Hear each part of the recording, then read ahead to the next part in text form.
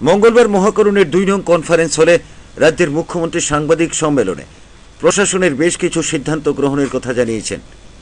মুখ্যমন্ত্রী বলেছেন, টিএসআরদের চাকুরির বয়সসীমা বৃদ্ধি করা হচ্ছে, ষষ্ঠ বেতন কমিশনের বেতন পুনর্বিন্যাস হতে যাচ্ছে, সার্বজনীন শিক্ষার ক্ষেত্রে বিপিএলভুক্ত পড়ুয়াদের জন্য বিশেষ সাহায্যের কথাও ঘোষণা করেছেন তিনি। এই সাংবাদিক সম্মেলনেই তিনি জানিয়েছেন, মাদ্রাসায় কর্মরত আন্ডার গ্রাজুয়েট এবং গ্রাজুয়েট শিক্ষক শিক্ষিকাদের বেতন বৃদ্ধি করতে যাচ্ছে প্রশাসন। 215 জন এমপিডব্লিউ নিয়োগ করতে যাচ্ছে রাজ্য সরকার। সাংবাদিক সম্মেলনে প্রশাসনের সিদ্ধান্ত গ্রহণের কথা জানাতে গিয়ে মুখ্যমন্ত্রী বলেছেন, ত্রিপুরা স্টেট রাইফেলসে কর্মরত জওয়ানদের চাকুরির বয়সসীমা 52 থেকে বাড়িয়ে 57 করা হয়েছে চাকুরি নিবৃত্তির প্রশ্নে। কর্মচারীদের বঞ্চনা নিয়ে 1.86 যে কথা সম্প্রতি শোনা যাচ্ছে, সেখানে 6th পে কমিশনের 1.86 লাগু হতে যাচ্ছে।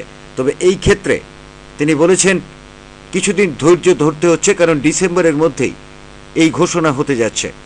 সার্বজনীন শিক্ষার ক্ষেত্রে প্রশাসন আগেই বিপিএলভুক্ত পড়ুয়াদের 10ম শ্রেণী পর্যন্ত পাঠ্যপুস্তক দেওয়ার যে ব্যবস্থা ছিল, সেখানে তিনি নতুন করে ঘোষণা করেছেন, এখন থেকে এই ব্যবস্থা কলা, বাণিজ্য ও বিজ্ঞানের বিপিএলভুক্ত দ্বাদশ শ্রেণী পর্যন্ত ছাত্ররা পাঠ্যপুস্তক কেনার অর্থ পাবেন সরকার থেকে।